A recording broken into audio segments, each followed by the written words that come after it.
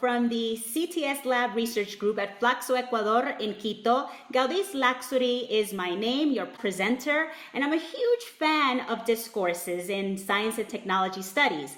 From July 1st to the 5th, 2019, the first Science and Technology Summer School was held at Flacso, Ecuador, where discussions of ideas by some of the great thinkers of science and technology studies, Professor Langdon Winner, Michael Bennett, and Adrian Smith, led the discussions through the summer school.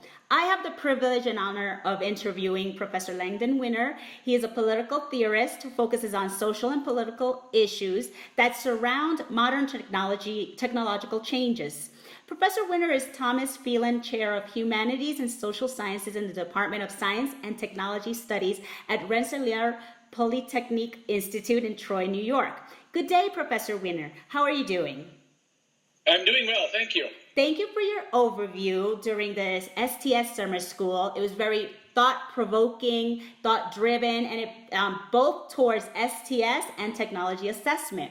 Professor Winner, you're squarely in the realm of science, technology, and society studies. Now, technology doesn't police itself. New technologies require us to pay attention, to voice our concerns constructively, and demand accountability when people are harmed.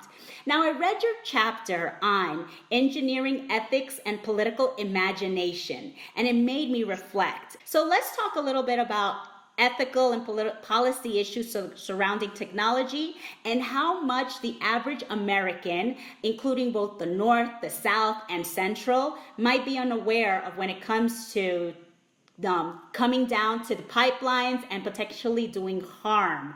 For instance, there's things such as pet cloning, where you have to invest roughly $25,000 to $50,000, where you can now clone your cats or your dogs. Is it right to invest in technology when there's so many animals in need of homes already out there? And lastly, there's these things called hyper efficient smart cities, where you have these new technologies of interconnected sensors following our everyday move. Where is this data going? Is there remedial damages that causes damages to people and our environments? So it would be wonderful to hear your take on that. In a lot of cases like this, the idea of progress, of gradual improvement through scientific knowledge and technological change, presents a very positive image, at least at the early stages of development, of what these various uses and applications are going to be, without very much attention to the broader consequences, which emerge later, which often come as a surprise. For example, the surprises that came from the rise of, over the last decade, of social media, and then the abuses of that by political actors, bots, and trolls, and so forth, who were able to do such things as apparently tip the balance in election 2016.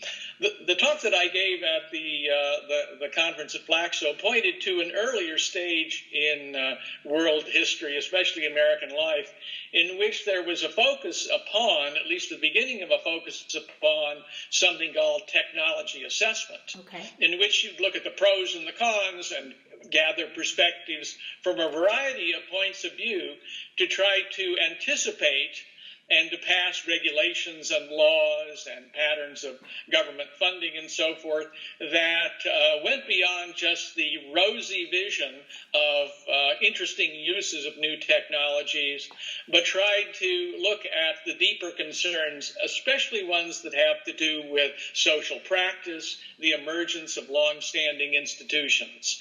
And I think it's a kind of a tragedy that those habits of technology assessment and what for a while was called technology steering, that's been pretty much shelved. Okay. I wonder about the democratization of technology and that have been pushing the margins, probably more so in the United States than anywhere else. And I wonder if they haven't dissipated entirely in experiments and practices. So what is your advice for bringing or strengthening this democratic technology assessment? Like, what can we learn from history in the marriage between STS and technology assessment?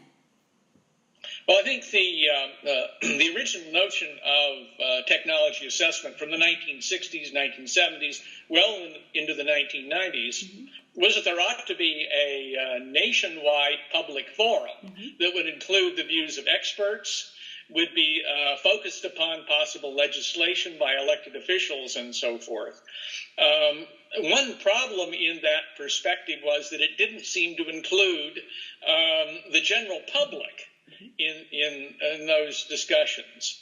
So I'm in favor of any and all social movements that try to examine, study, do research upon the broader dimensions of technological changes, rather than just let things flow and then clean up the messes later on. For example, in various applications of artificial intelligence right now, there are lots of ways in which such practices, could be helpful, could be quite productive, but could be problematic. Right. And I think we need to have various kinds of civic forums, citizens' movements that look at the broader horizons of what's taking shape. In terms of the use of technology in making a political impact on the world, you had spoken about the uprising in Hong Kong, for instance, through their facial recognition and the Communist Party surveillance in eliminating their freedom. So to me, it's very striking how technology on one end is helping so many industries in their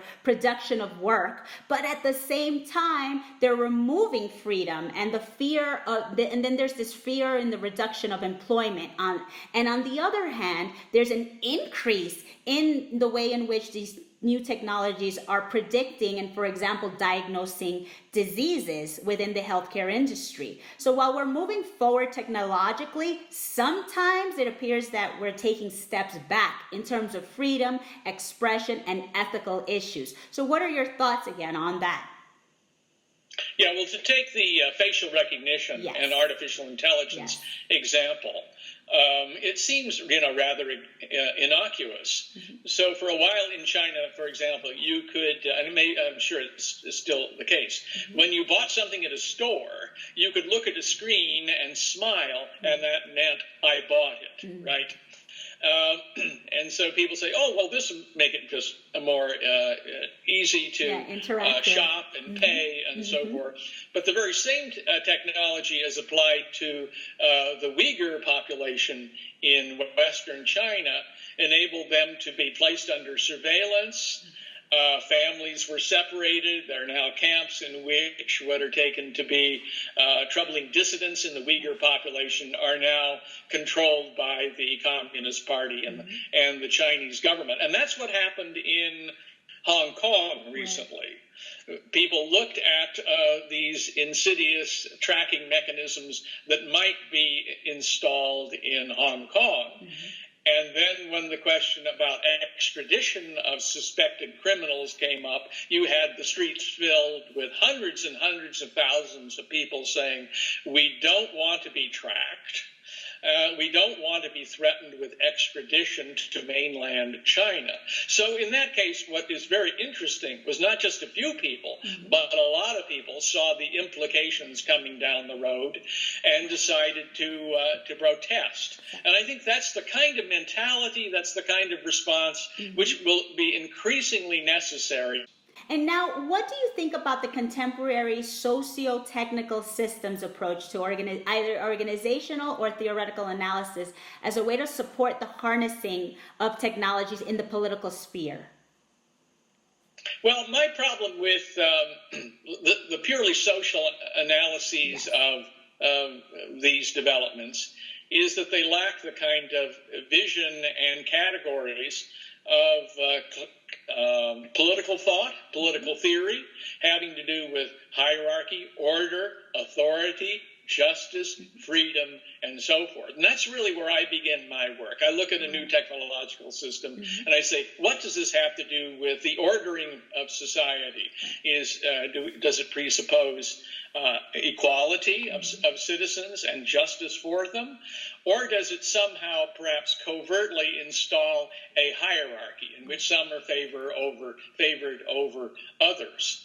So my preference in looking at new technologies as they emerge has to do with beginning with the classic questions of politics, of political life and political judgment, going back to ancient China, ancient Greece, the Romans, the Christians, and so forth.